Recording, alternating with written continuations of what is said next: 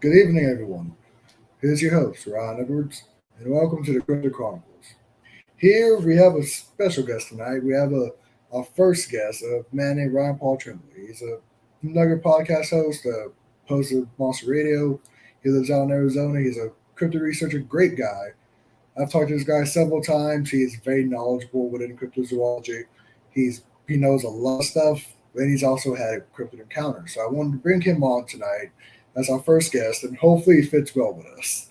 So, just some real quick facts. It's only me tonight and my guest. I do not have a co-host or anything like that, but we're doing good over here. So, real quick, I want to say thank you everyone for watching. If you guys are watching live or watching later on when we put on YouTube, I really appreciate that. If you guys can go like and subscribe to our channel, go like our channel, subscribe. That's greatly appreciated. That we really thank you for that. So let me just bring up Ryan, so you guys can have two rides tonight, and I think that'd be pretty fun. Hey, Ryan. How's it going, Ryan? It's Ryan in Stereos. How's it going? I know, doing good. And it's like when if people are like, okay, Ryan, I mean Rich Ryan. Yeah, I get that a lot too, man. Yeah. Well, honestly, I've discovered there's a couple of Ryans in this field. I'm like, okay, it's kind of a common name in this field. Like, there's two or three other Ryans I've heard of in this. Yeah, I think the name Ryan kind of makes us determined to be cryptozoologists, man. Honestly, it's predestined. Yeah. But real quick, want to introduce yourself to the people back home? Yeah, sure. All right. My name's Ryan Tremblay, as Ryan told you. I live in southern Arizona, and I've been doing cryptozoology for well over 20 years now. I host a show called Monster Radio. I co-host it with my girlfriend, Ashley Hilt, who's also a researcher. And this is something that we take very, very seriously. It's not just a hobby or a passing fad for us. It's something that we really want to make a career out of.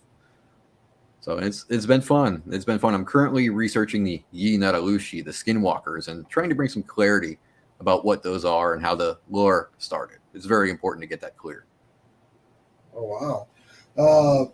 Like with the skinwalker phenomenon, like I know you do quite a bit of research into that. Like you're doing research for that now. Like, can you kind of go into more like detail with like the skinwalkers and all that? Yeah, I can do that. I mean, I got into it really because of all the cryptids that are out there. I noticed that skinwalkers, the Yee-Natalushi, were kind of getting a bum rap. We were seeing so many stories out there that were so inaccurate. And I always wondered, why are these things so inaccurate? What is it about the skinwalkers that we don't understand? So by reaching out to different people, mainly Navajo and other indigenous tribes around here, that people that belong to it, I started talking to them. And once they took me serious and knew that they could trust me, they started opening up, and I started getting to know what the skinwalkers really, really were. And as you know, Ryan, I also researched the wendigo. So it kind of came together that, all right, the wendigo and the skinwalker are always mistaken one for the other. So I have a big chance now to go ahead and bring clarity to the rest of the people that want to study the cryptids. And it's a very deep rabbit hole. Once I started diving in, I kind of noticed that, it branches off this way and it branches off that way. Before you know it, you're not just looking at skinwalker or wendigo. You're looking at, Ravenmocker and the Tipalak and all this other stuff. And it's just been really fascinating for me. Yeah, because with me, I've always correlated like the wendigo and the skinwalker because it's like they have very similar old histories and very similar like belief sets, especially within cryptozoology now. Like, right. With me personally, at least, I really don't classify like skinwalkers or wendigos as like cryptids, but they're still very interesting to the field. Like, I believe they're more paranormal in nature. Yeah, I would agree with that, especially the Yee-Natalushi, because we're talking about witchcraft that a man or a woman dedicates him or herself to, and it's a very, very dark and brutal magic. It's not just they go to a club and get initiated. No, they have to actually kill a family member or even commit incest in order to be initiated into this witchcraft. And then they have to make sacrifices, living sacrifices, and then don a pelt of an animal just to change shape. It's a very violent way of life. It really is. Yes, like I remember, I think I heard once one to like initiate, like one of the initiations is like to eat human skin, like to like cut off. That's more the wendigo. See, that's where confusion comes in. Is with the wendigo or the wedigo, as it's pronounced by the Algonquin people or the Cree. The wendigo, you have to break certain taboos, and a lot of people think it's just cannibalism. but really it's any cultural taboo that the Algonquins held sacred. So like greed, if you were too greedy, you were opening yourself up to the Wendigo. If you practice certain things, like, if you delved into certain dreamscapes, a dreamscape could bring the Wendigo Pelagonok into you. And if you saw this kind of Pelagonok, which is a spirit guide for the Algonquins, if you saw this spirit guide, then that spirit guide could then possess you and turn you into a Wendigo. Oh wow! Mm-hmm. Like that's the thing with like the Wendigos and like with even skinwalkers, there's a lot of. Well, I've always noticed there's a lot more spirituality to like the Wendigo because a lot of people will see the Wendigo as like it's a spirit. It's Yeah. It's the ability like, to possess people, and then they anatomically change in a way to like what Yes. I'll describe as like the Wendigo. Mm-hmm. But like I know in your research you've come across this, but like what people think of Wendigos nowadays, like the whole bipedal deer with antlers on their head, is not Right. what the Native American Algonquin stories are of the Wendigo. No, not at all. In fact, the depiction that we see so popular displayed in like, stories on YouTube or even in movies, Yeah, that's a hybridization where they got the whole stag-headed thing comes from a couple different sources. One is Algernon Blackwood's novel, The Wendigo.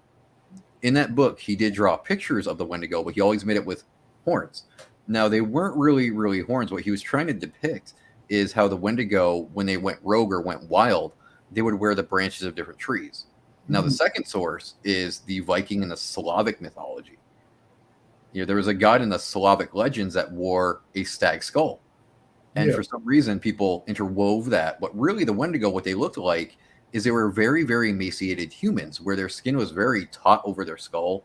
They would chew their own lips and their own fingertips. And they started growing like tufts of hair along their back or on their neck. And they would actually lose the hair on their head. So it made them these very, very pale, almost bald human beings that just had tufts of hair on their back. But they also lost their human look. Their eyes would become sunken and black. They'd have fangs and claws. So if you want to think Wendigo, an accurate depiction, that movie, The Descent, you've seen that, right, Ryan? yes. Okay, if you want an accurate depiction, think the creatures from The Descent. That is a really close depiction of how the Algonquin, the Cree, and Ojibwe viewed the Wendigo. Yeah, like with the whole modern like crawler phenomenon, like the rake and stuff like that. I'm like, well, what you're seeing now is that's how the Wendigo was described. Right. Like, those right. are like I kind of correlate those two because that's how like the indigenous populations describe the Wendigo. I'm so glad you brought those up. I spoke to my friend Nate Brislin, and he specializes in pale crawlers. He really does a lot of research on it, and I'm so impressed by it. We were actually talking about the correlation between the Wendigo, the skinwalkers, and those pale crawlers. Well, it was very interesting to find out that with these pale humanoids, rarely are they aggressive. They'll follow somebody out, they'll stalk them, but never attack them. Yeah. So that right there tells me, okay, they're not Wendigo and they're not skinwalkers. So there's something entirely different, all on their own. Yeah. So you get a different phenomena with these pale humanoids as you do with the Wendigo and the skinwalkers. Yeah. And like, because like what it, like morphologically kind of they're very similar, but like one thing I look at with cryptids is the behavior sense. Like skinwalkers and wendigos they have that malicious intent with it, but like rakes and stuff like that, it's almost like they fear on fear. A lot of people talk about it. It's like they want to make you afraid, but they don't actually attack. Right. Well, I mean, that does make a lot of sense as far as like Wendigo and skinwalkers go, because in the supernatural world, they'll tell you that fear can feed these things. It gives them strength and energy. So if they are indeed supernatural, which I believe they are, your fear would actually power them, would empower them and make them stronger. Yeah. So it lines up almost perfectly if you really want to stop and get down to the details. Yeah. It's like how, like in paranormal field, when people have like demonic oppressions and things like that, they always say don't become afraid because that just even makes it being even stronger. It feeds upon that. Right. And, like with me, I don't know if there's correlations between that and like the skinwalker phenomena and the rake phenomena. Because with me, it's like that's just not exactly what I research. But like with the rake phenomena, especially, it's funny how at least the name rake comes from like that creepypasta. But there was already a history of creatures similar to that already existing. Right. And that's what I often tell people is like, while the rake itself is a creation of creepypasta and it's not real, there are things that people have seen that are indeed real. And it's these pale humanoids that my friend Nate studies Yeah. because I mean, you look at the depiction of the rake as opposed to the pale humanoids, they're identical. You put them side by side and they mash up perfectly. So I think what happened here is people knew of these pale humanoids and they created a horror story around it. Yeah. It's like almost like one thing I bring up with that too, kind of like is like look at the dog man phenomenon. Hmm. We have something that's being described as like a werewolf, and then we have the werewolf phenomenon, old history that's been here for thousands of years and so on. Right. So it's like how are these so correlating in like at least in physical description? If people, I believe at least, maybe some of the earliest like werewolf stories come from eyewitness accounts of these dog men. Right. That's my theory as well, is that, the people in Europe, they saw these things and they assumed, oh, well, this wolf-like creature must have been a human at some point in time. Yeah, And I can see why they would think that because, back in the time when these werewolf legends started in Europe, they were very, very superstitious. yes, And it's not our way of life now, but back in those days, I mean, if you were born with red hair, they assumed either you were a witch, a child of Satan, or you were a werewolf. yeah. Like I Or if you had remember, freckles. Yeah, if you had freckles, or even like a unibrow. If you had a unibrow, you were basically deemed a werewolf right off the bat because they were so superstitious. or even like hair on your knuckles, like that was also Right, right. So they would look at. I think they saw a dog man out in the wild and they assumed, oh my God, it's a curse. Whereas if you go over to like the Celts in Scotland, right, preferably, they have these things called the wolvers. Yeah, And the wolvers behave so much differently than what we describe with dogman. These wolvers would actually help and assist lost travelers. They would guide them home and even feed them. Whereas in the dogman in the States, we always think they're violent, deadly, dangerous. So I always have to wonder, why is it so different? yeah. And it's You like know? it could be just maybe like with belief sets, because like it's a possibility if you see such a terrifying animal, of course you're gonna become afraid of it. Well, yeah, Like of how, course, naturally. yeah, like look how with bears. No, Hmm. realize the etymology of bear is a made up word in and of itself. The Hmm. native, like that, I believe it was Nordic in the Nordic areas. They would use the word bear because their native word for the bear, it was probably something like Ursus or something like that, very Latin. Right. They wouldn't use that word because that they would think that would bring on the animal. So they made up the word bear instead. Hmm. Now that's what we use for them. Yep. So it's like how people were so scared of an animal they literally wouldn't make up. They literally wouldn't use a name, and a whole new name came out for it. Yep. Yep. That's where And, skinwalkers came from too. yeah, Because I mean, the name Yi Natalushi, it doesn't translate into skinwalker. it's I believe it comes out to like what the one that walks in all fours or By something. all means, he goes on all fours. Yes. Yep, that's what it translates to from Navajo. So it's really interesting to see how we got skinwalkers from that.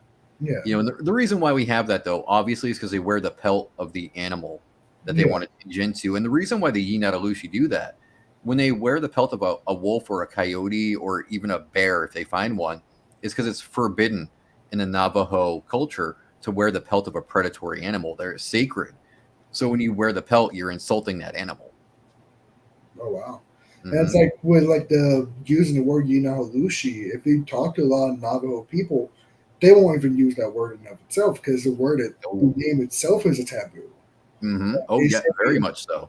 if you say the word or even think about these beings, you bring them onto yourself. Yeah, I have a friend named William Nighthawk who's been incredibly invaluable in my research. I mean, he's Native American and he talks to me about this stuff and he'll warn me and tell me, brother, you got to be careful doing this, but he's got my back in it. But they really take it very seriously. Yeah, And that's part of the reason why I kind of felt like I needed to clear it up because I see how, the skinwalkers are used so commonly. You see on TikTok all the time, oh, I ran into a skinwalker yeah, chased me. And it's like, no, no, because if you run into these, A, they have a purpose for stalking you. B, you're not going to just walk away. C, yeah, you can't tell it, hey, stop following me. It doesn't work that way. So I yeah, felt like it needed to have some clarity. Clarity needs to be brought to the field so people knew what the Yi Natalushi and what the Wendigos really were. yeah. Like I can't even count how many times on like Instagram or TikTok you see memes that say my dog just spoke to me. It's a skinwalker or something like Yeah, that. And you're like, well, no, that's what people are describing is just not what skinwalkers do. right, People are right. just using the word skinwalker. Like Hmm. nomenclature is very important in this field because people like to mix up all these cryptids, like how people say they see a wendigo out in California, or people see skinwalkers out on the East Coast. Right. Aren't where these beings were really originally described. Like Hmm. Native Americans have legends of like their own transformations and things like that, but it's Yep. not particularly skinwalkers. Skinwalkers Right. are only for the Navajo Well, I mean, like you have the something similar, the Raven Mocker. and Cherokee, correct? Yeah, Yeah. yep. And that thing has some stuff in common. Like the only thing it really has in common with the Yinalushi is it's a sorcerer or a shaman or a witch, but its purpose is completely different. I mean, this thing will actually follow people around that are dying with the threat that it's going to eat their souls. Yeah, It's going to take their hearts and it's going to eat their souls. Whereas that's not what the Yinalushi do. So the two are very separate. yeah.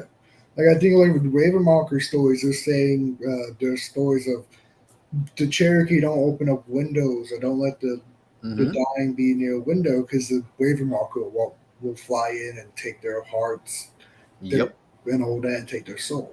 And Right. funny how these belief sets have become.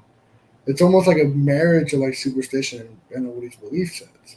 And like Hmm. with cryptozoology, how I see it is like we need to kind of make that a little bit more scientific almost. Like see what Right. science is in there. Because if you look at a lot of these superstitions, there is science in there. But Yeah. people have that very much science versus superstition when cryptozoology should be a marriage of both of them. 'Cause Right. that's Exactly. looking like. Exactly. And I know it's hard to believe that a man could change shape or whatever, and I get that because scientifically we haven't proven they can do it. But I still believe that there's something very strong to it that we can't just dismiss. Yeah, And that by ignoring it, we're kind of showing a massive disrespect to the Native Americans that brought it to us. yeah. Like that's like one thing that a lot of people do nowadays is that they kind of don't notice the Native American stories or oral histories because they just think, well, they believe in fairies and gods and things like this, so we shouldn't believe in it. But it's Right. like, well, no, let's still hear out what they have to believe, even if you think it's ridiculous. We should still hear it out because there is truth in every legend. Very true. So there's always some type of truth. Very, very true. Yeah, it's fascinating though. I mean, when you really start getting into seeing how much they fear these things, Ryan, you really have to kind of step back and go, "Whoa!" They fear them so greatly. There has to be something to it. Yeah, I mean, because with the Wendigo, it's the same thing. They don't want to say the name Wendigo, yeah, because they believe you say its name and you're summoning it basically. And the way I try to break it down with people is there's two things of the Wendigo. There's the Wendigo, which is the demon spirit, the whole becoming it, where it's the spirit waiting to take you over. Then there's a Wendigo, and that would pertain to the individual that is possessed by the Wendigo. yeah, So you do have that very broad the Wendigo that it's always in nature somewhere. It's a lurking, waiting for that victim to break those taboos or to open the door to it so it can take over that human being's body. And in Algonquian legend, actually, dogs can actually become Wendigo. oh wow, Yeah, and wherever this Wendigo goes, though, similar to a pet cemetery, it makes the ground bitter. It curses the land. mm. So it's going to be there, and there's certain warnings that they have. Some winters long ago, they used to hear the cry of the Wendigo. And if they heard that cry, and they said it was a very careening cry, it used to sound like a train passing through where everybody could hear it, then they knew the Wendigo was coming. Yeah. And like it's even like in modern day, well, people don't use it nowadays, but they had like Wendigo psychosis, Hmm. like the clinical psychosis of someone wanting to become cannibalistic, Right. and they called it after the Wendigo. Now, Hmm. does this have correlation to the actual Wendigo phenomena? Yeah, I Possibly, think where that was derived from is the story of Swift Runner. yes, Yeah, the fur trader that well, he cannibalized his family. yeah, And I think they remembered that story, and they remember that yeah, he was indeed a real person. He really did do these heinous acts to his family. I mean, he ate his children, his wife, and his mother-in-law. He cracked open their bones and sucked out the marrow. So I think when psychologists read about this, they're like, oh, well, there's a psychosis here. But what they didn't look at though is there were more people that did become Wendigo. So yeah, it's not just a mere psychosis. There's something happening with these people. yes. Like even some have even speculated if the Wendigo had something to play with the Donner Party, like them cannibalizing up there. I Hmm. know even in I believe it was in the Andes when that soccer team crashed up there in the Andes Yes. Mountains. people suspect, well, does Wendigo have to do something with that? Because people crashed and people ate each other. Does every instance of cannibalism have to do with the Wendigo? Most likely, no. I would have to say no, because I mean, it almost seems like it's a spirit that's devoted more to the Native American people. Yes. For some reason, it doesn't want to infect, what would be considered settlers. It's always the Native American people that it's after. Yeah, it's an interesting concept to look at when you actually stop and realize, okay, it's always the indigenous people that suffer this. Yeah. What is it about them that this spirit clings onto? Yeah, because like even I don't know if I'm correct or not, but wasn't there even like Wendigo trials back in the day in like down Algonquin and northeast parts of North of Oh America? yeah, yeah. Like some, They used to watch people carefully if they suspected even for a moment that they were going Wendigo in any way, they would be executed. yeah, Because that's how much they feared it. They were so afraid of even one Wendigo running around because they knew it was going to spell peril and doom. And for them to be afraid, I mean, Native Americans, you got to remember, they're badass. They're tough. yeah, They didn't scare so easily. They were living off the land and they knew how to be really brave people. So for something to scare them to this degree, you do have to step back and go, okay, there is absolutely something to this fear. It's not an illogical, irrational fear. It's well founded. yeah. And like even like with the Wendigo trials and all that, like look at Europe with like Hmm. beliefs in werewolves and witches and there were witch trials and werewolf trials. Right. It's like funny how like these belief sets people have just such a fear that they there's plenty of times that people were killed, innocent people were killed. Like look at Hmm. Salem, look at Germany back during the werewolf trials. People were Yeah. being executed for really no reason, and it's funny how like this fear just takes over people. It's almost like a mass hysteria, but culturally wide of Hmm. like one particular being, whether it be like the werewolves of Europe or the witches of Europe or the Wendigo or even the Yinahulushi here in North America. You're right. There's even been, I believe, skinwalker trials back in the day as well. Like, Oh, absolutely. Yes. yeah, Yes, there was plenty of skinwalker trials where basically it was the advent of Christianity that brought that on to the Navajo people because they practice a different way of religion. What people don't remember is the Navajo before settlers came over, every tribe had their own deities, their own practices, their own belief systems. So when Christianity and Catholicism came over to the Catholics and the Christians, this was all bad. This was all alien. It was a foreign concept that was unacceptable by their religious standards. So when they learned of what these people believed in, like the Yinatalushi, they used it against them. yes, So if they acted what they considered out of line, they were unfairly executed.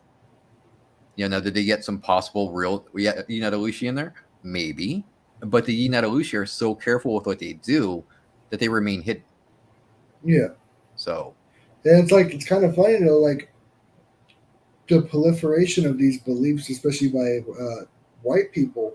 mhm. It could be also like a correlation between like racism and these belief sets. Like, It could what be, they, what they I just think it was. yeah, what they like? Okay, these people are Wendigos, so that's a good way for them to just kill off a bunch of people. Right. And like, how does like racism and the whiteification of Native Americans have to do with like the Yinahulushi and the Wendigo, and even like Ravenwalkers and other like Well, spiritual beings within like Native American legends, even like the Kushnaka up mhm. in Alaska. Like there, I know there's people that were killed due to that thought they were Kushnakas or Yep. that. Well, what that was is they were using their own religious beliefs as fear tools against them.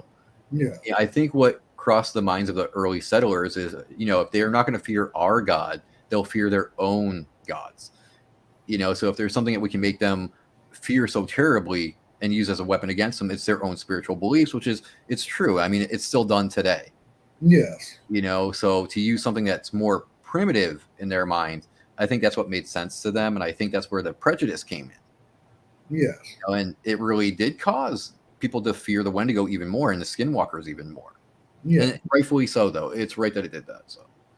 yes. And like, it's just funny how you see that. And like, and look at like the Native American legends across North America. There's so many beings from there that correlate to like modern day cryptozoology. Like Hmm. look at like Sasquatch, of course, is like one another one example people bring up. But like another one that like I look at look at, especially in the Northeast, is a puckwudgie. Like Hmm. puckwudgies will believed to be more spiritual creatures than American stories, but people have sightings of puckwudgies nowadays. Right. Like I believe even yourself, you have a puckwudgie sighting. Yeah, it was a very, very brief encounter, and I do believe it was a puckwudgie. I was actually out researching, and I kept hearing this like high pitched trilling whistle. And it was all around me. It was on one side, then the other, and there's no birds out in Arizona that make that particular trilling whistle. Okay, so as I'm looking around, I'm not seeing anything that would be making that sound. So I'm walking down this riverbed, and it's kind of narrow where I was seeing it. There's trees on all sides, right? And there's big slopes on both sides. It's a riverbed carved into hills. And as I was rounding the corner, there was this little being. And I mean little. I don't mean like, a 4-footer. I mean maybe like a foot and a half tall, if that. And very, very skinny. And it looked like it was wearing feathers and fur from squirrels. Hmm. And this thing just stopped. It was like kind of facing this way. And it just stopped and it looked at me for a moment. Then it ran up the hill and it was gone. Oh wow. And I had my dog Duke with me at the time. And Duke is very protective when we go out. He knows protect your dad from everything. This thing, he didn't want to mess with it. He sat there and he was just staring at it with his ears back, tail between his legs. And he's just sitting there staring at it. He's looking at me like, what was that? And I'm going, I don't know. Yeah. Because like with like a puckwudgie, with me, I believe it kind of correlates like other like hidden folk or like fairy folks across the world. Like you have Yeah, they have very strong ties to the Fae. yeah, like you have With puckwudgies, you don't want to upset them. Don't disrespect them. Don't upset them. yes, because these are seen as like the guardians of wherever they live. Like I know this, especially seen up in like the northeast area. Like if you, I know the swamps up there, like they're supposedly guarded by the puckwudgies. Right, right. And they're very feared and respected by the Native Americans. So when I told my Native American friend here in Arizona about my puckwudgie encounter, he actually said, "You're very lucky. They don't just show themselves to just anybody."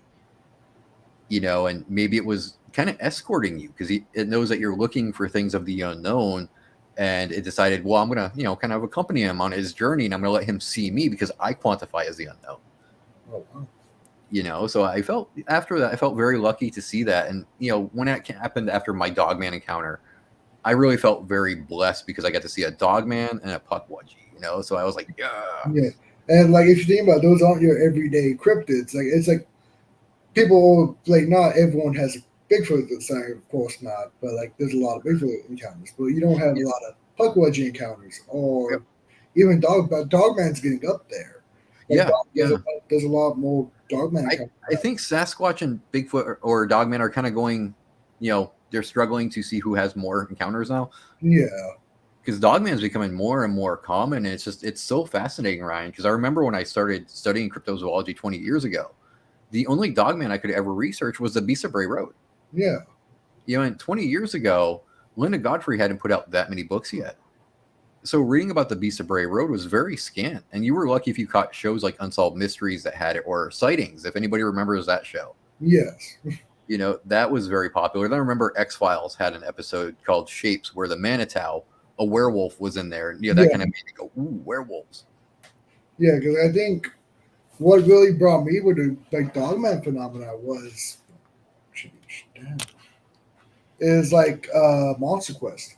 Mm-hmm. Yeah, Monster Monster Quest Quest was another great show. on like Beast of Bray Road and then the Michigan Dogman.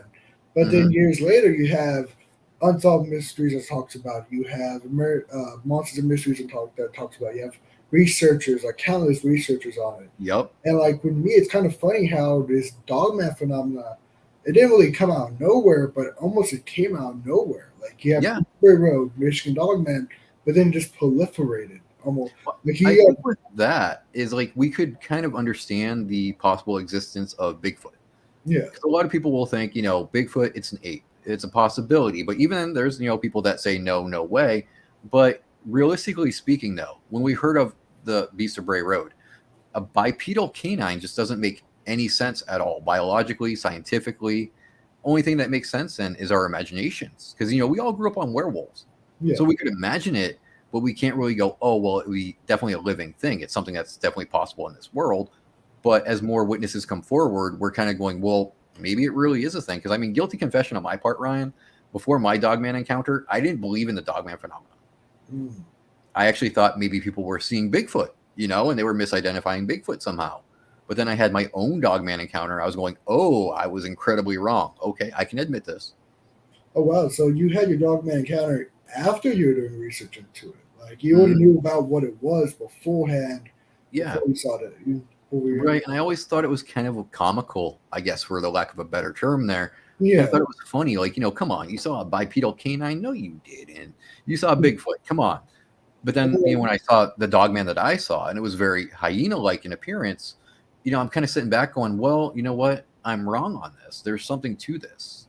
Yeah. So I got to start looking into it. And ever since that day, about 2 years ago, man, I've just been jumping down every rabbit hole that involves Dogman, talking to everybody I can about it, trying to learn as much as I can to come to some kind of conclusion about these things.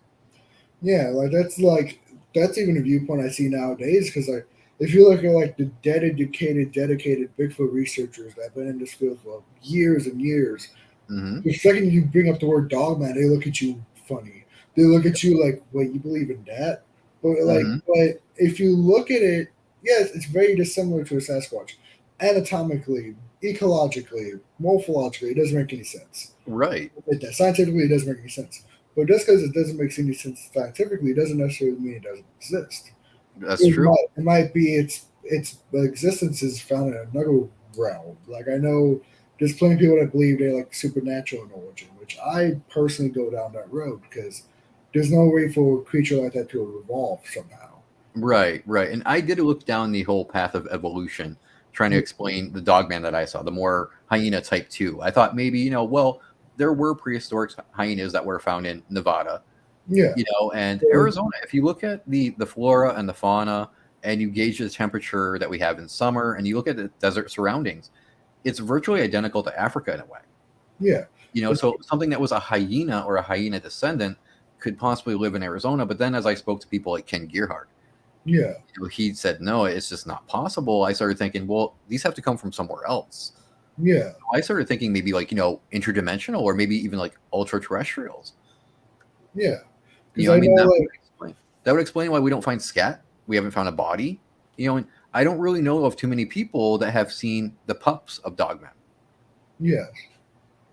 At least not I've heard people talk stories about seeing Dogman pups, but then you have to bring in okay, what's the believability of that? You have to vet the witness. And right. For me, back when I really got into this field and really got into the Dogman phenomena, I was very much flesh and blood. Me too. But with Dogman, you're like, wait, this can't be flesh and blood. It just can't be. Yeah, when you take into account how people say, oh, well, I shot at point blank range and there was no effect and it just walked away, that's when you got to stop and go, well, maybe there's a vibrational thing. Maybe their vibration is so different that our bullets just go right through them or whatever. Yeah, because I kind of did not really a deep dive into that phenomenon, but people saying they shot even Bigfoot. I'm like, well, maybe they're look at wild boars. Wild boars have such tough hides. Only certain areas can really shoot them. So they almost have an inlaid armor just because their skin's so tough. Right, or their bone density could be very, very thick. Their muscular density could be beyond what we think. Yeah. I think that we're kind of limiting ourselves sometimes when we think about Bigfoot and Dogman because we think of their musculature, their bone density, and we kind of compare it to humans. And can we really do that? Because if there's some sort of animal, you got to take animal DNA and animal builds into consideration. And gorillas, look at gorillas. You could shoot one in the head, and the skull is so thick, it's not going to do much right away. Yeah, and even with it, we have to look at how old are these creatures? Right? Is Bigfoot? Did it come around when we were still evolving, or is it a lot older? Me, I believe it's a lot older genera. So if it is, it could have adaptations we can't even imagine right now. Oh, absolutely. With the fact that they live out in nature, adaptations would have to play a huge, huge role in their survival. Yeah. So is it necessarily cloaking with Bigfoot? No. Animals can move at rates that are unbelievable. Yes. And they can move at rates where it seems like they're moving like the Flash almost because our human eyes aren't used to that anymore. Yeah. You know, our senses are dulled compared to what they were a long time ago. Yeah, like that's the thing. Like when people that talk to me about like why I saw the Bigfoot disappear and things like that, well, I'm like, of course it disappeared.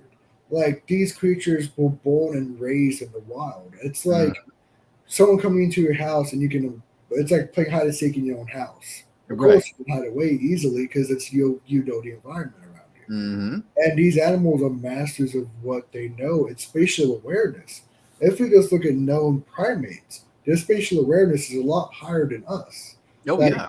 there are certain tests that a 2-month-old chimpanzee can do that a human 5-year-old can't even pass. Right. Because their memorization, their spatial awareness, it's totally different from ours. Hmm. And it's like with speed and all that, we just can't perceive at that point.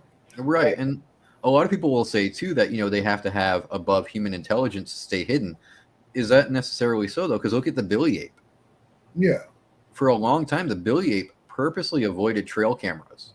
They avoided any researchers out there. yeah. So is it above human intelligence or is it just human intelligence?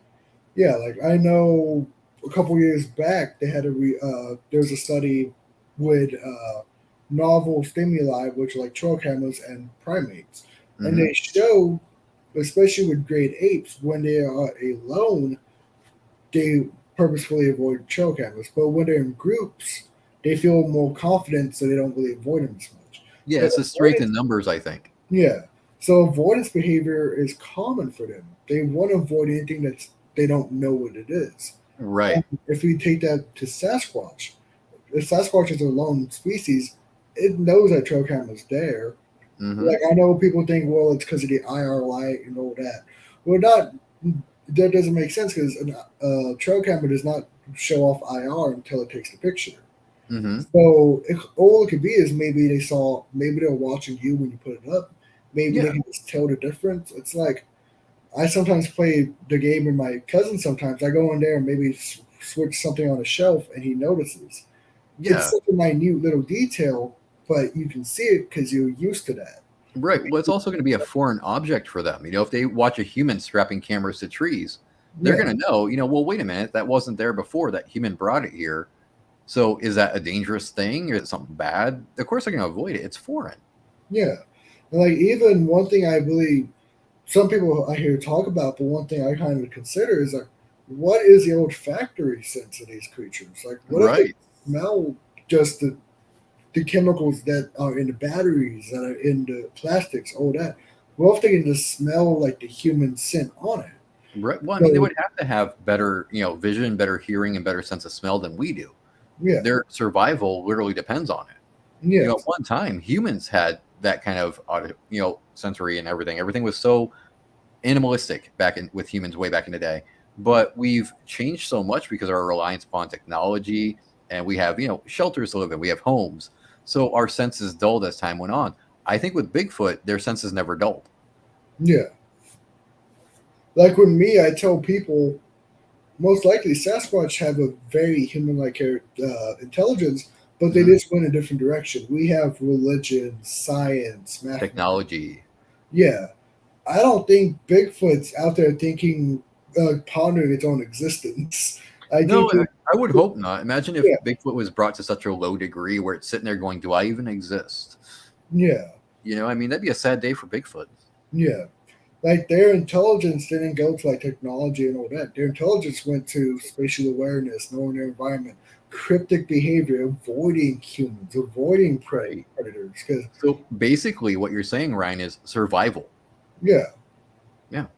they just went to survival while we went to well, might even a worse standpoint because like we have to worry about paying bills and Yep. surviving like that. So like we might have went down the wrong route ourselves. I think we did. Personally, I think we did. Yeah. And it's like I'm not necessarily saying like Sasquatch is technically a human species. Me personally, I'm an aper. I believe it's an unknown ape. But what if it's such an old genera that's very human-like? Hmm. Like it's convergently evolved alongside humans, and it Right. has a very similar like morphology, Mhm. behavior set, and intelligence. I'm always on the fence about Bigfoot. I want to believe it's a type of ape, but when people see the ones that look like the throwback hominids, you know, that's when I got to go, well, are there more than one out there? Is there something we're missing? Yeah. And I always got to wonder too, maybe the ape-like ones are really the true Bigfoot, whereas those relic hominids, maybe those should be classified as something else. Yeah. Like, 'cause it's if you like, look at native descriptions of Bigfoot, most of them don't really look all too human. Some of them will say that they are another tribe. But I think when they say another tribe, they're not saying another human tribe. They're saying that these things, whatever they are, they live together like a tribe. They take care of each other like a tribe. yes. Like, it's when people say, well, the Native Americans say they are the people of the forest. Well, Hmm. yes, of course they do, because that's the closest analogy you have to a primate is us. Look at the Right. orangutan. Orangutan means man of the forest. Yeah. But of course, it's not a human. It's because the people is the closest analogy to that animal. Hmm. I think it's the same thing with Sasquatch. I believe people, we call them people because we're the closest analogy we had to them. I agree. I agree. I do. And what's funny too is you look at the way people view Bigfoot. So many view them as these gentle, cuddly Wookiees, if you will. But as a Star Wars fan, I always have to remind them, well, Wookiees might be gentle for the most part, but But Wookiees you are see also the really downside. tough. Yeah, The Wookiees fought in the Clone Wars. So the yeah, Bigfoot you're calling Wookiees, they have a darker side to them. And if you look at the Gugly that we were discussing earlier, or the Genosqua yeah, from up in Canada, Genosqua by no means were those friendly, cuddly, furry giants that you wanted to run into. These were the giants that the Algonquins feared terribly, like their lives depended on it, because it did. yeah, These things would come down from the mountains and find the tribes of the Algonquins, find their villages, and they would raid the villages and they would steal men and women and children to cannibalize them, to devour them. So that wasn't gentle at all, and they were taught fear the Genosqua. yes. And by that stage, like even the behavior sets of these Sasquatch, like there's even like I know in recent years we have like the types of Sasquatch Hmm. come out, like the relic hominoid type, the patty type, the Right. chimpanzee type, and like with The skunk you, ape. yeah. What are like your ideas like Sasquatch? Do you think there's different types? Do you think there's maybe like subspecies or like Well, what is your you opinion know, on that? if we go with the whole ape theory, I do have to believe that yeah, there would be variations because I mean, look at gorillas, chimpanzees, orangutans. They're from the same family, but they're derivatives of each other. Yeah, So could it be possible that Sasquatch is that way? Absolutely, it would only make sense biologically. yeah. Like with me, I personally believe maybe with Sasquatch, maybe due to the different environments they're found in, they have kind of became different. What you call it, ecomorph. Yeah, Ecomorph, it's like the same species, but due to the environment, it's become different by right. logically. Yeah, Like they form adaptations so that they can survive in whatever environment they're in. yeah, like And look, adaptations, I think what people need to realize too is when they adapt, it's not just like physical, it's also mental. yes, If they need to become more aggressive in order to survive, then they do so. Now, yeah, in the physical adaptations, that means that their fur could grow thicker, their muscles are bigger because of what they eat and the prey that they stalk. They have to become bulkier, stronger. Some are smaller because they got to be faster to catch up with prey. yes. Like one thing I always bring up with Sasquatch is that I'm also a really big fan of like paleontology and megafaunal species. Hmm. I truly believe Sasquatch is one of the last examples of like Pleistocene and Pliocene megafauna. Because like if you look back in the day, being big was what you did because Right. nothing else was big. So that would Hmm. make sense for like Sasquatch being big now, and it's just what you call evolutionary anachronism. Right. It evolved for a different age. Like look at an example of evolutionary anachronism are avocados. Avocados weren't evolved for today; they were evolved for the Pleistocene when they're Oh, being eaten by gothites or like a giant ground sloths. wow, I didn't know that. Wow. Yeah, the only reason the avocado is still around is that we like eating them. If humans, if humans didn't grow them, they would have been extinct by now. Yeah. Yeah. Interesting. Yeah. Hmm. But I think with Sasquatch, they got really lucky because they're so highly evolved with such a high intelligence, they can still survive nowadays, especially alongside humans, because Right. humans are the number one predator they have to avoid now. Yeah, I think the intelligence kind of tried to parallel with human intelligence. Yeah. Like even one thing I look at is like with Native American stories. Native American stories, they see them as another people. They come closer to the tribes. They even have communication with the Sasquatch. Right, But once white people and settlers came, the Sasquatch moved away. I, right. I kind of correlate that to like the usage of the earth. Native Americans lived off the earth. They didn't Yes, take. I do. That's maybe why the Sasquatch stayed close. They didn't see them as much of a threat. But Hmm. when settlers came, they destroyed forests, destroyed the environment, so Sasquatch left. Not Hmm. not for some like spiritual reason that they don't like it. It's just simply because they realize you're blowing up my home. Why do I want to stay around you? Right. I mean, the They- amount of violence that the settlers brought with them, it was terrible. Yeah, The violence and the diseases. I mean, there was blankets given out that had, smallpox on it. purposeful smallpox that Yep. they would purposefully put out there just to kill off a whole tribe. Right. And then, the settlers also brought something that the tribes didn't have, and that was, flintlock rifles and Yeah, powder guns. So there was munitions that they didn't have to worry about before. And I'm sure, just like everything else, it was a learn by example. Sasquatch saw what these guns could do. yeah, And they realized, oh my God, they can kill us with this. So they moved on, they moved away. yeah. And again, it goes back to survival. Yeah, because I think like they just became survivalists, and that's why like they especially stay away from humans now. They Hmm. realize what we can do, not just like with a gun, but even with just building a highway. Think of how Right. much that destroys the environment. Yeah, I think they're smart enough to know that if you see one human, there's probably more around, and the more humans that are there, the more trouble it means.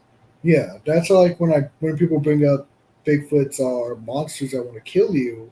I'm like, not really, because if they kill you, that just brings more people, and I Mhm. think they would have learned that by now. Oh yeah, yeah, Like, I'm sure. yeah, like even like the missing 411 phenomenon. Like Hmm. when a search party goes out and looks for a person, why would you want that to occur? That's like a prisoner escaping prison and then doing another crime. You're not Excellent going to analogy. bring the cops by you because you just got out of prison. It's Hmm. like with Sasquatch, why do you want to bring people near you? Because then you're just going to be seen. Right, right. Very good point. But with the missing 411, though, there is one case that I've always felt like it really is Sasquatch heavy. That's the Dennis Martin case. Yes. Just something about the way that they said they saw something in fur carrying what appeared to be a sack, which was probably poor Dennis Yes. Martin. Over his It shoulder. kind of makes me wonder that a Bigfoot got him. I mean, the way he disappeared. One And minute he's playing even hide and go seek, he sneaks into a bush. Next minute, gone. and even like I believe even the Green Berets were called out. And Yeah, and it very was, oddly, when they search for a little Dennis Martin, they would only search at night. yeah. Why were they only searching at night, and why did they exclude his father from these searches? That was his dad. Why would they just push him aside? Yeah. There was something clearly they didn't want Dennis Martin's dad to see. They didn't want people to know. Yeah, like even Pilates brings up it's kind of weird, like how there's like 3 or 4 different organizations doing the searching, but they wouldn't communicate. It seemed like the Yeah, Green Berets were doing their own thing, the local park service was doing their own thing, the local police department was doing their own thing, but there was no communication. And yeah, even like I believe it's the Key family that sees that creature walking by and even does a vocalization like a scream. yep, So it's like you have a sighting of like a human-like animal carrying something over its shoulder, and yeah, then Dennis Martin was only taken maybe 30 minutes before. right. It was And the half. way they described it, it was a very, very tall, very muscular human. Yeah, And the way they said in fur, it leaves it open to speculation. Did they mean it was wearing like a fur jacket, or did they mean it had fur on it? yeah, But with in fur, I mean, how common is it to see somebody walking around in fur? yes. Like So it makes you wonder. yeah, and like even this Martin case, I know some people like talking about that because they bring up the feral human hypothesis with that. Yeah, yeah. Like, That's something that I was speaking to somebody about too. And I do think there are feral humans out there. And that would actually, in a way, tie into those pale crawlers we were talking about earlier. hmm, Because pale crawlers, I mean, if they're anything like us, then they could be feral humans. yes, Hmm. like I believe I'm trying to think who I was talking to about. I think I was talking to Josh Turner. I know he also has connections to you, and Hmm. like we were talking about like possessions and things like that. And I was like, wait, like demonic possession. What happens when you don't get exorcised? What happens to you then? What if you change into like a crawler or something? Like that's just a hypothesis is putting out on the table. You Right. never know. Like these things look very humanoid. What if they are a person that has just changed? And that's not unheard of. That goes right back to the Wendigo that we were talking about. That, if the transformation wasn't stopped, you had a full fledged Wendigo that would now be on the prowl Yeah, looking for living victims. yeah, and it's not like the werewolf legend that you come back every fall. No, I mean, basically with the Wendigo, it was one of those things that if they didn't stop your transformation as it was happening in the early stages, you were doomed, and they had some interesting ways of stopping the transformation early on. Believe it or not, one thing they used, Ryan, was beef tallow, beef fat. Hmm. They would heat it up and they would feed it to somebody that's going Wendigo because they believed if they fed them the hot beef fat, it would thaw the heart and thaw the bones, thus destroying the power of the Wendigo within. Yeah, because they would say Wendigos have like ice. Hearts of ice, yep. Yeah. Like when I talk to like people about Wendigos, they bring up werewolves. I'm like, well, don't think of like Silver Bullet. Think of more like Ginger Snaps. Mm-hmm. Once you turn into a werewolf, you're stuck like that. Right. Yeah, that's actually the into- perfect analogy. Yeah. Once you turned like that, once you changed, that was it. There was no going back for you. Yeah, They had to stop it early on, like in the first phases of it. Once you started showing symptoms of like either going insane from the Wendigo or you were starting to crave human flesh, which they did early on. According to the stories, when somebody was going Wendigo, they would start making threats towards their friends or family saying, how I'm going to kill you, I'm going to eat you. So that's how you knew, they're turning Wendigo. yes. Like even you have to wonder if like would the spirit could even possess, like you said, it could possess like dogs. Mm-hmm. Like what if maybe some strange canine sightings could be maybe like a Wendigo possessing a dog, and then it's just morphologically changed to something else. Not necessarily a dog man or something like that, but there's plenty of sightings of strange canines across North America. Oh yeah. I think it's definitely possible. I mean, if they feared the point of the dog being possessed, you have to wonder about that because they sacrificed a very large number of dogs back in the day. Mm. And when they were asked about it, they said it's because dog turns Wendigo. So that's something they feared. And oddly enough, no other animals get inflicted by the Wendigo curse. So is this like something that goes back to the spiritual aspect of the Wendigo? Because dogs are what? A man's best friend, right? Yeah.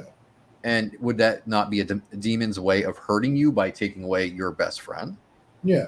Like even like look at nowadays with the Sasquatch phenomenon. Everyone says Sasquatch hate dogs. Mm-hmm. Not necessarily that they're for a demonic reason. It's simply because they probably know with dogs come people. Like, it's just like that correlation right there. Like, and plus, we use dogs for what sometimes hunting. Hunting, yeah. Take that ability away, and you can survive a little easier that way. Yes, like even like with that, maybe even does a dog. Like I don't think I've heard stories of like dog man killing dogs. I've heard a few stories about it, but if we really want to look at that, a dog man killing a dog would actually make sense because dogs, canines, are extremely territorial. Yeah, look at coyotes and wolves. Yeah, they'll kill dogs just because they're there. It's territorial. It's territoriality. Yeah, so would dog man do it? Sure, why not? Yeah, like wolves will purposefully kill coyote pups, so that's the next generation already taken care of. Right, and exactly. That's the thing when I talk about with cryptids, especially here in North America, you have to think. I think about it in a very ecological sense. Like, okay, is there a competition between unknown species? Like, absolutely, people see there's like Bigfoot and Dogman living in the same area. Mm-hmm. That doesn't make any sense. There is just too much competition. Right. It's two apex predators living side by side. Yeah.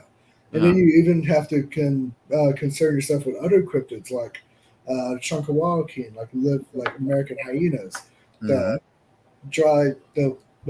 Gugwe, which is most likely a primate, but probably not related to Bigfoot. I know we'll probably get to that later. The devil monkey. There's all these other cryptids that are carnivores that I've seen across America. They all can't interrelate to each other because there'll be just too much competition. Right. So, like there's plenty of cryptids that I talk about that I don't really classify as cryptids because like just ecologically they just don't make sense. Right. That's with Bigfoot and Dogman, I don't really classify as a cryptid. It's more Yeah, like, me neither. Bigfoot's definitely a cryptid, whereas Dogman, I'm just like, no. Along with Mothman, that's not a cryptid yeah, either. yeah. Like there's certain things I put in like what I like to call is paracryptozoology, the There you more go. paranormal side of cryptids, like Yeah.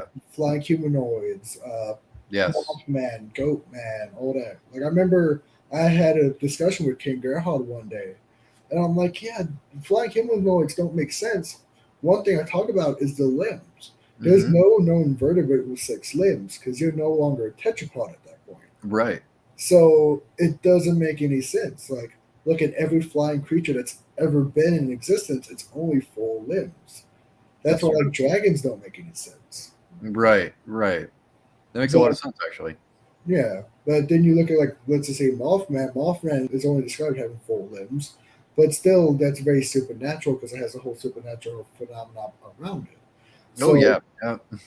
yeah, so if you like look at it from like kind of a more, some people look at it like the scientific standpoint, like yeah, like flying humanoids, Goatman, something like that just doesn't make any sense. Yeah. No, like Goatman is definitely one that really, for me, that leans a lot towards the occult and the supernatural. Yeah, I mean, if you look at what people say about that one, like, they say if you look Goatman in the eyes, he can hypnotize you. yes, Now, see, to me, is that true or not? Because I think that might be something that they derived from the Netalushi. Because according to Navajo lore, if a skinwalker looks you in the eyes or you look him in the eyes, he can actually control you mentally and he can possess you. yeah. So is that something they just added to Goatman for extra added flair? Or is it something that, somebody's actually experienced? And I got to wonder because there was a little boy, a young teenager who had encountered Goatman, and he was so terrorized by this Goatman visage that eventually he took his own life. Oh wow. And Yeah. like even I know like I believe it's out in St. Louis. No, not St. Louis. It's over. I know it's. I think it's in Kentucky. The Pope Lake monster, You're right. the trestle. Supposedly, this goat man that lives out there can draw people to the trestle just for them to get killed by the train. Yep. So Yep. that's showing like a mind control, something that's like a non-natural adaptation. Unless maybe it is somehow, but it shows something more like paranormal. In Right. Well, if you look at the very depiction of the goat man and what he looks like, a bipedal goat, that goes right back to Baphomet. yeah, and even like satyrs of like Greek mythology and stuff like that. Hmm. I talk about like with the dog man. We have depictions of like that throughout mythology, not Oh just of yeah. Anubis, but even the god Baal of Mesopotamia Yep. was a dog-headed god of the afterlife. That's where we get the term Bow Wow. Right. Have the ghostly dogs of the British Isles. So some people describe them walking on 2 legs. Like there's some stories of Black Shuck being able to walk on 2 legs. Right. You have, of course, a werewolf. You even have werewolf mythology in South America, like the Lobozone. There's all these correlations. Even sometimes I bring up, especially with the dogman types, of like the one that you see, the hyena type. There's where hyena sightings in Africa of Right. people that can turn into part human, part hyena. Right. Do these correlate to these the type 2 dogman? It's a possibility, but geographically they're so far apart. I don't Hmm. see a way for them to correlate unless maybe somehow the people that could transform into hyenas came here to North America, and that's where this legend came about. But it's no telling. It's a possible route, but I mean, I think in my case, I think the one that I saw, I don't think it was a shapeshifter or anything like Yeah, that. It didn't really have anything I would call human. I mean, the fingers might have been a little human-like, but I can't really say because I couldn't see the fingers super, super well. But yeah, I think it was its own thing. I don't think it was a shapeshifter or anything like that. yeah. Like with me, I believe a lot of like shapeshifter stories just come about because how human-like these creatures look. Yes, Like, yes. I think with Dogman especially, when they saw the fingers on it and they saw how it could stand upright, their minds went right to, oh, it's a human that's cursed to be this beast form. yes, And I think when they saw the Dogman out there, the more and more they saw, oh my God, werewolves are coming. People are getting taken over. yeah.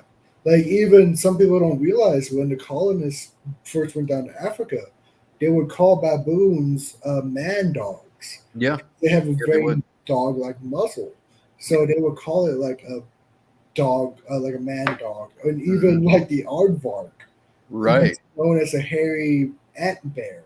Hmm. Like there's Yeah, always that's this. an interesting point, Ryan, because what a lot of people don't remember, if you want to talk cryptids, at one point, something that we know very, very well now was once considered a cryptid, the mountain gorilla.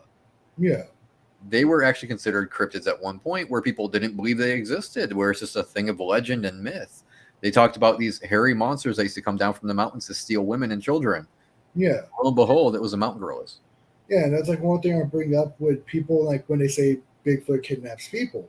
They Hmm. said gorillas would do this, but we now see that they don't. It's Hmm. just the fear.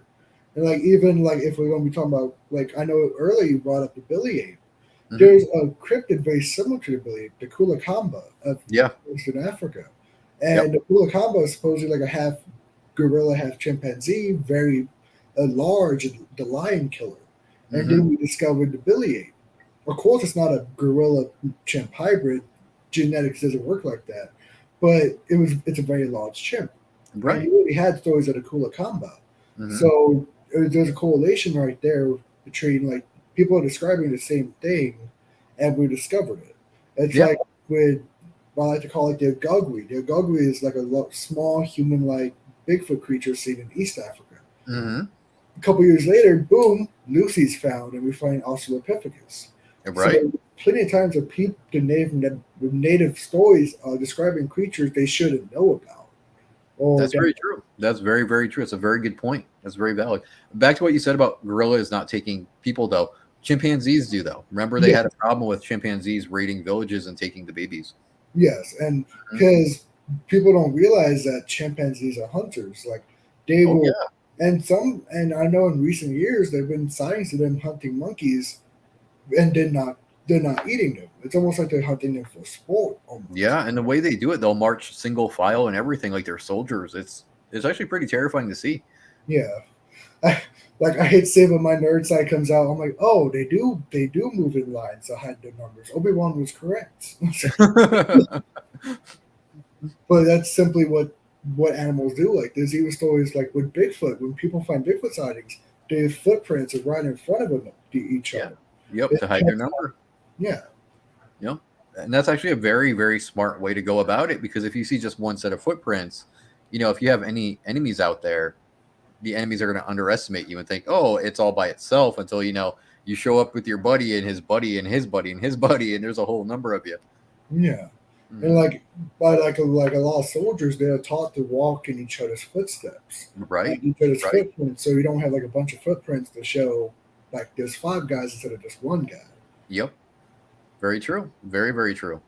And like there's all these like kind of correlations I like to bring up with cryptozoology with like history and like ecology and all that. Like even like for instance, I about to say won't bring it up like the gugwe.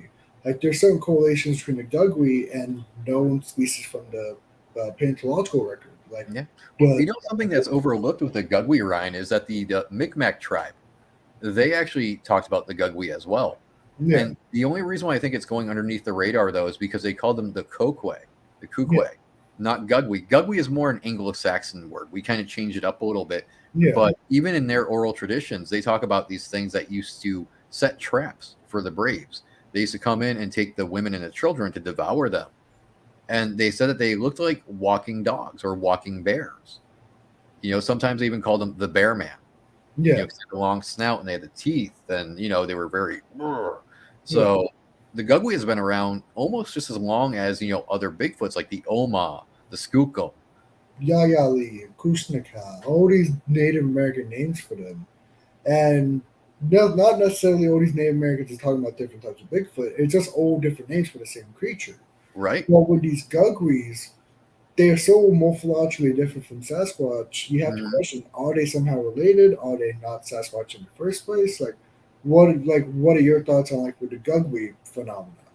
I'm torn on that. I used to believe solely that they were just a type of Bigfoot, but after speaking to other people, they're saying no, no, no, they're different things, which I'm kind of inclined to believe in a sense because I've spoken to a woman in particular. I won't mention her name because I'm not sure if she'd be okay with that, but she had Bigfoot that lived not too far from where she was. And she said that they were semi-peaceful. They weren't like, the ideal neighbors. But what happened is at one point, Gugwe came in, and it was only like two Gugwe. And this whole family or tribe of Bigfoot left the area because the Gugwe showed up. Oh, wow. So it's like, well, would they really leave like that, even if they're the same species? Or was there something because they're different species that made them feel we're threatened by these guys, we got to go? You know, because I would think if there's some kind of Sasquatch, they could coexist to some degree. Yeah.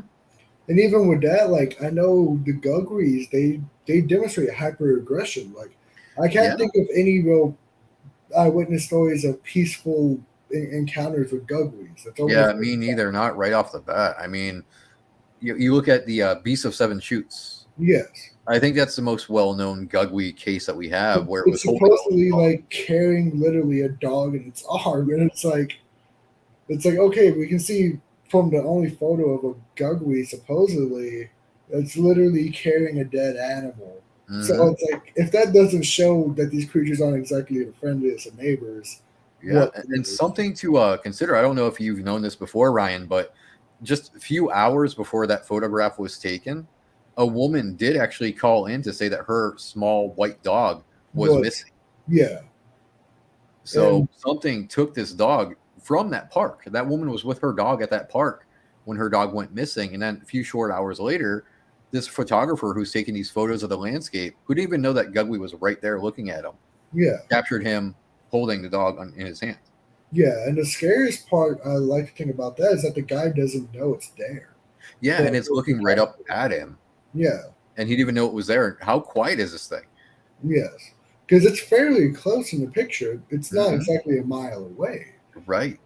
If that creature wanted to get up there, you could easily think it would easily get up there to it. Well, when you look at the photos, it kind of looks like that thing was thinking about it. Yeah, You know, it's holding a dog in one hand and looking up at him, kind of like, oh, a bigger meal. So this yeah, could be my side dish, and that's my main course. yeah.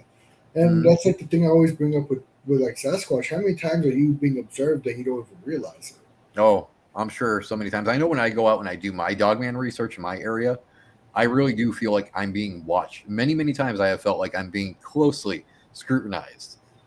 Yeah, So, and that's just something that a lot of people don't have, like that, like sixth sense, that like hunter's sense of like I'm being watched, and a lot of people can tell that nowadays. Like, right. Well, I like think in my area, though, Ryan, it's something I've discussed with Ashley and even Josh. I think there's something paranormal going on in my area too, because there's certain parts of it that you'll get to, and the whole vibe just changes within a second. Like, boom, different vibe completely. As you're walking down there, you feel really peaceful and really serene. But then as you cross this tunnel, you know, you just get this really terrifying vibe going on. Like, you feel like you're being watched from every angle. There's no wildlife sounds at all. You don't see any rabbits, no quail, nothing. hmm, And there's been a few times where I've taken photographs on my phone, and it was, you know, through the lens, it's a clear photo. But when I look on the phone later, there's like these wisps of smoke coming up from nowhere. oh wow, So, and I don't smoke while I'm doing my research. I like to, you know, maintain no scent. But these whips of smoke will show up, and they're all different shapes and different colors sometimes. It's very odd. yeah. Which is kind of weird because you do have a lot of that paranormal stuff that occurs with like cryptid hunting, Hmm. cryptid investigations. And like I know too, when we're bringing up the Gugwe, what is like your ideas and hypotheses, if any, on like the devil monkey phenomenon? Because I know that's Devil also monkeys are. an unknown primate seen out Mhm. here in North America. I remember reading somewhere about devil monkeys that there was a train crash, okay? And that this train that overturned was actually carrying circus animals, and amongst these circus animals were baboons. Now, if that story holds any merit, is it possible that those baboons escaped, made their way into the wild, and somehow adapted to the new surroundings, and they in turn became the devil monkeys? Yeah, that's a possibility. Like I know the Honey Island Swamp Monster that's seen out in Louisiana. The Hmm. origin story supposedly goes that train derailed a circus train and the monkey interbred with like a alligator, and that's what we now know as like the Honey Island Swamp Monster. Right. It's a possibility, but then you would have to worry about how quick this adaptation doesn't occur really quickly, No, it especially takes a very long time. yeah. especially when we see like how large these devil monkeys are seen. Hmm. They're seen to be almost the size of people. So I believe, and at least my personal belief, is that they must be something that maybe evolved here in North America and is morphologically changed due to the fact that if you look at prehistoric North America, it had a lot of scary creatures that lived here. Oh You had, yeah. you had Smilodon, the same-toothed cat. You had giant short-faced bear, Yep. the American lion, and all these other predators. What if maybe the devil monkey evolved alongside them and became as vicious as these other creatures?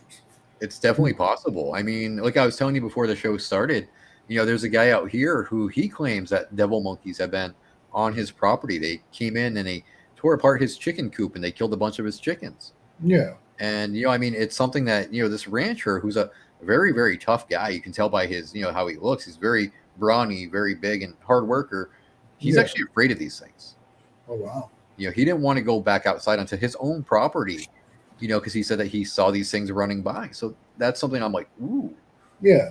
That's the thing too. Also, like with the devil monkey and the gugwe, there's no really good encounters with them. There's no no, stories of them just walking away or just like I just see one in the distance. It's always like it's scratching my car, it's killing my livestock, it's trying to kill me. you're There's right. always it's always a violent encounter, which it's kind of weird because animals, usually predators, are very like laissez-faire. They avoid you as you avoid them. They don't Well, purposefully try to it go. could be because of human encroachment, man. I mean, let's face it. We as humans, we're moving deeper and deeper into woods.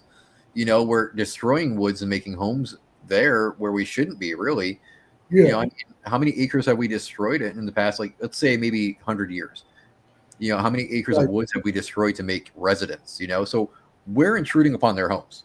yeah. I think as we start moving further and further into the woods, more and more encounters are going to happen. And not all of those encounters are going to be happy and peaceful. A lot of them are going to be violent because we're the intruders, we're the outsiders. Yeah. Like, think of how many times people have been attacked by mountain lions out in California. Hmm. Well, yes, because it's because you're in their backyard. Yeah, They're not in your backyard. You're in their backyard. You're the one that's in right. their environment. That's human arrogance, I think, Ryan. I think that we have such confidence and arrogance in ourselves that when we go out into the woods, we think, oh, we're human, we rule here. No, we don't. We No. don't. When you go out into the woods or into the mountains or even into the ocean, you're not king of that domain anymore. Whatever lives there is the king of that domain. Yeah.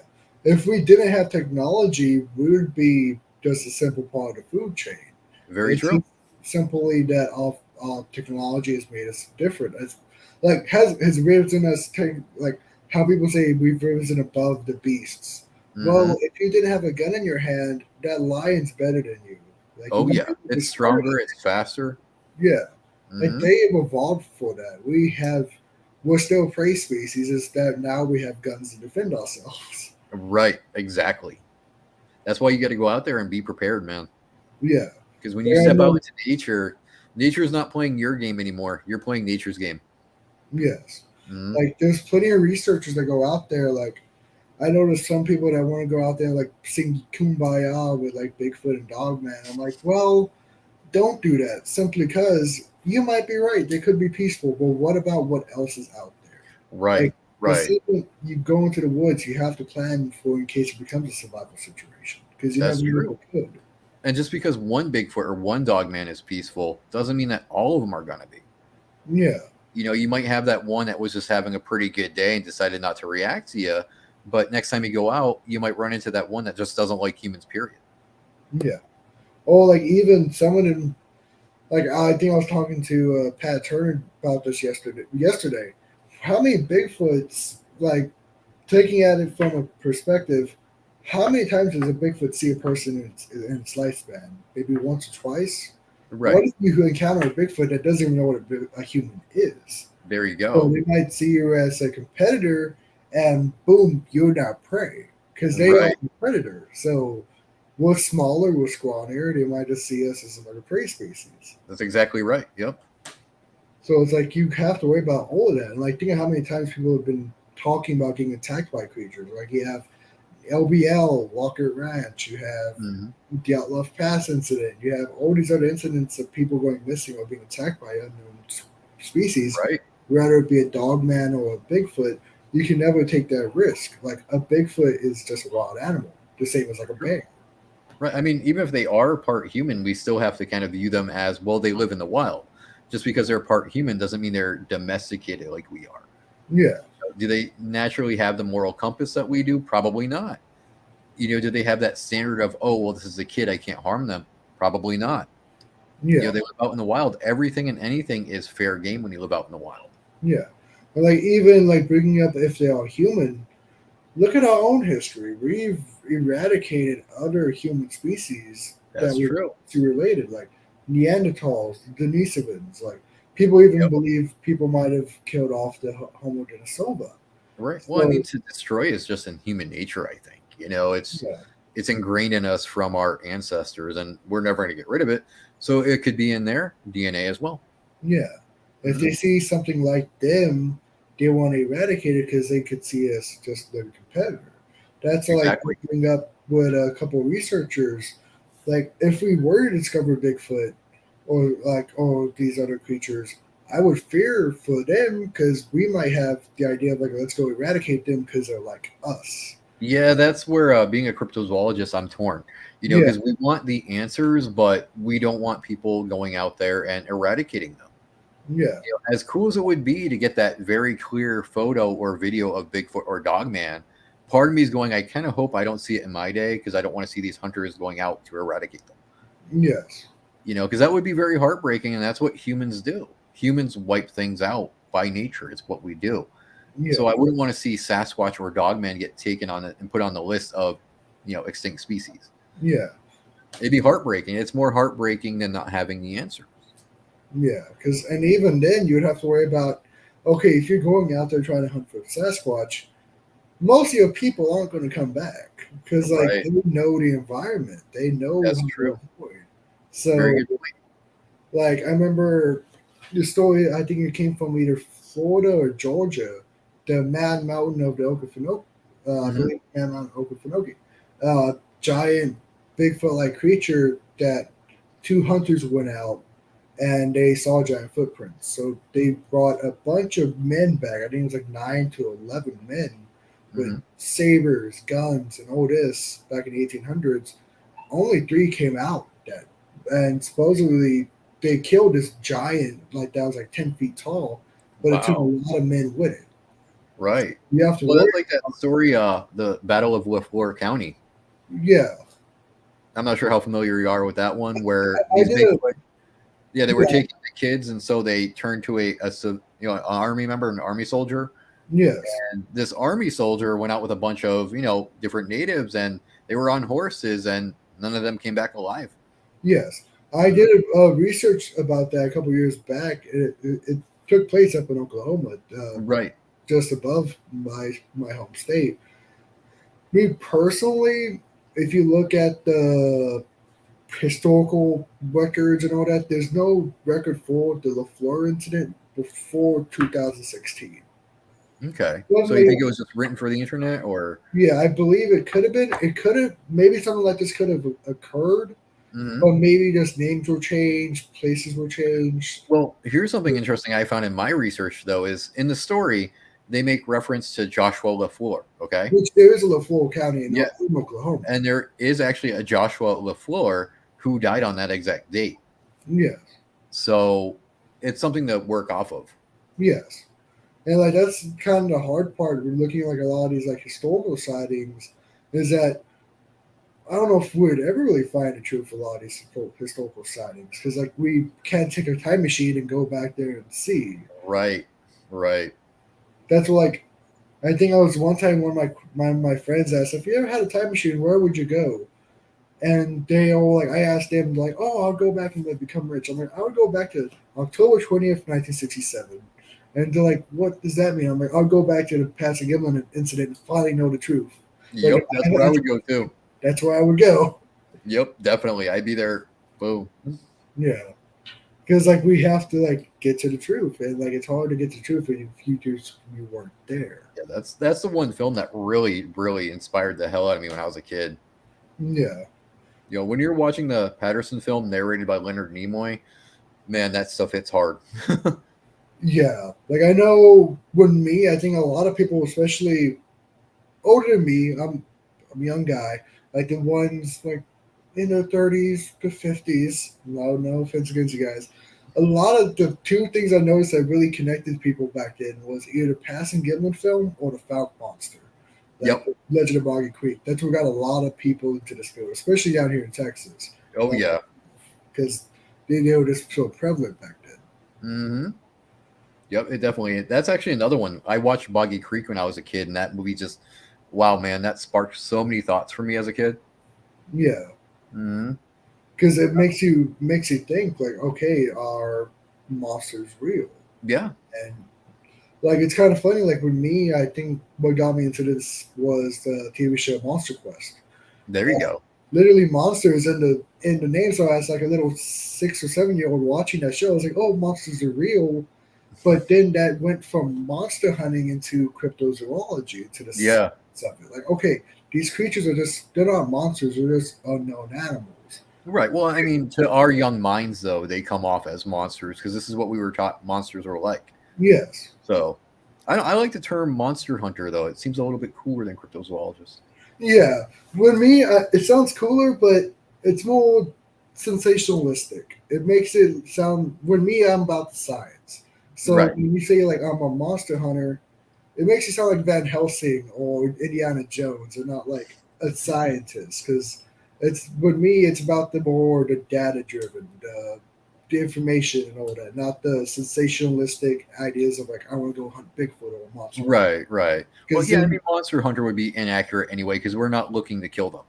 yeah, like monster locator, like just like hard to find out like a good word for that. Like, Like but even monster then, searcher or something like that. Yeah. yeah, like with Hmm. me, my regular 9 to 5 job is I teach and Oh. I do presentations at school all the time, and kids are always like, "Oh, you're a monster hunter." I'm like, "No, I'm a cryptozoologist. I look for the science behind it. Like, Hmm. truly, cryptozoology is a science.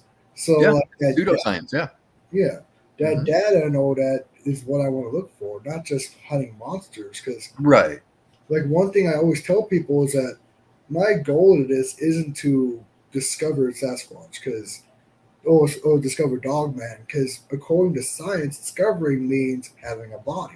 That Right. means either making that body yourself via a gun, or hopefully get lucky and you find one. Yeah. Well, as far as Sasquatch goes, though, I don't think Bigfoot needs to be discovered. I know for a fact it's real. Yeah, It doesn't need to be proven anymore. Dogman, we still need some more evidence. yeah, But Bigfoot, there's absolutely no doubt in my mind that they are out there. yes. What's that? And a lot of these other cryptids out there around the world. Like one thing I try to do is like bring attention to like unknown cryptids here around the world. Hmm. Some like orang pendek. A lot of people know about the orang pendek, but not like the Nguni Roong of Vietnam. Or Right. a lot of people even haven't heard of like the Yowie. So Hmm. like there's a lot of cryptids around the world that I believe have a higher chance of being discovered, simply because the environment they're being seen in is a lot smaller. Like Yeah, I'm more in favor of the Orang Pendek. I think that one is just incredibly highly likely. yeah, like I remember I think it was a couple months ago, I was talking to Adam Davies, and he's like, yeah, if any cryptid was to be discovered, it would be the ring pendek. Hmm. Because, Yep. like, Totally agree with that. sightings, yeah, the amount of sightings, how small the island is, and, like, but what it is, that's the question. Right. Is it a relic Homo floresiensis? Is it some type of bipedal orangutan? It all depends on just where people fall. Like me Right. personally, I believe it's some type of orangutan that's evolved to become bipedal. That's what I think. That's my line of thought too. Yeah, because if you look at the foot structure, the foot looks like a hand, showing Hmm. an arboreal origin. Right. While Homo floresiensis was bipedal, so it had a human-like foot, Hmm. not a divergent big toe, which orangutans and the ring pendek have. Yep. So, like with me, I believe also Ivan T. Sanderson fell down that route as well. They believed that the ring pendek was some type of a highly evolved orangutan. Hmm. Yeah, I think the behavior matches up pretty well too. Yes, Hmm. like the very cryptic. Like, if anything, it's even seen sometimes more than orangutans in some areas. Yeah. Like, Yeah, because that's very true. look how well the orangutans are denied. It's one of the most cryptic primates out there. That's true. And like I know there's that old Chinese proverb of the most intelligent animal is the one no longer that hasn't been discovered by man yet. And that just shows like the highly intelligence of like unknown primates, especially like with me, I love looking at unknown primates with cryptozoology because primates have that inherent intelligence with them. Hmm. Yeah. And like I know, like even with like the skinwalker and wendigo sightings, like it's very interesting to me because like I love looking at like the kind of that paracryptozoology, that like paranormal side of it. Yeah, And that's a road that I didn't even know I was going to go down. Honestly, yeah, I thought I was going to be just studying like Bigfoot and Dogman and things like that. But once I got into the Wendigo and the Skinwalkers, I was like, oh boy, this is a whole new world for me. yeah. So Because honestly, like I honestly when I think of like Ryan Tremblay, I always think like okay, skinwalker, pukwudgie, dogman, wendigo. Like I think of the more that's like good. That's good because that shows that my research is being known and people are paying attention. I yeah, really like that. yeah. I think I heard of you from Josh Turner on his show, Hmm. and like I've a lot of people you talk to, I've talked to. Like I've talked to like Martin Dunley, Law Blackbird, Ken Gerhard. I actually named Brislin. I actually have him coming on the show next week. Oh, awesome! Great. Yeah, you find out how small this community really is. It's like there's so many like interconnections. Like almost like everyone knows each other, which is kind of really Yeah, cool. Because I only really came to this community maybe a year or so ago after I got back yeah. from I met Nate like 2 years ago already. I just had a friend anniversary with him. class. Yeah. And I know, So like Josh Wolf up in like Austin. I know you've known him for a while now. yeah. Oh yeah. Yeah. Josh and I go way back now. Yeah, So yep. and Know a lot of people here. yeah, I was going to ask you too. Like, are you going to try to make that conference up in Tennessee in August? You know what? I'm not going to be able to this year, unfortunately, because I got a health problem going on where Ooh, I'm going to be facing surgery. So oh wow, doing anything that's going to cost a lot of money, it's no can go right now. yeah, I mean, it sucks because it's the first one, and yeah, it might be the only one from what Josh was saying before. oh, But when you get a health condition, yeah. It's no price. understandable. Yeah. Which is like, well, I know I'm hopefully gonna try to make it up there because like I might as well go up there because like I'm not that Tennessee's not it's far, but it's like not that much of a drive. Not like I'm going up to Wisconsin or anything. Right. Right. Well, I mean, hey, if you can make it, dude, do it. Yeah. Awesome. And what I know we're going to about the 1.5 hour mark, so probably going to be ending it right about here. All So right. before we head out, is there anything you wanted to say real quick? Like where can people find you if they want to go check out your show, check out your research? Where can they find you? Well, you can follow me on Facebook under Ryan Paul Tremblay, Ryan Edwards as a friend of mine, so you can find me on his friends list. YouTube, Monster Radio, we upload every Sunday. In fact, we got an episode uploading tomorrow. We cover the skunk ape. So that'll be a really good show if you want to join us over on YouTube. We're usually there in the live chats during the premiere. And if you want to find me on Twitter or Instagram, look me up, Ryan Tremblay. I love talking to everybody. So, but hey, Ryan, it is about time we got to do this. Yeah, like I've known you for a while now, but like I've Yeah, talked to you a couple times, and I'm like, no, I really need to have him on the show, and you're the first guest because I'm like, no, what? Let's see how this goes. I knew we were going to connect on the show, and like we connected pretty well here. Like, hey man, I am honored to be your first guest, dude. of course, and That is a big honestly, honor for me. Thank you.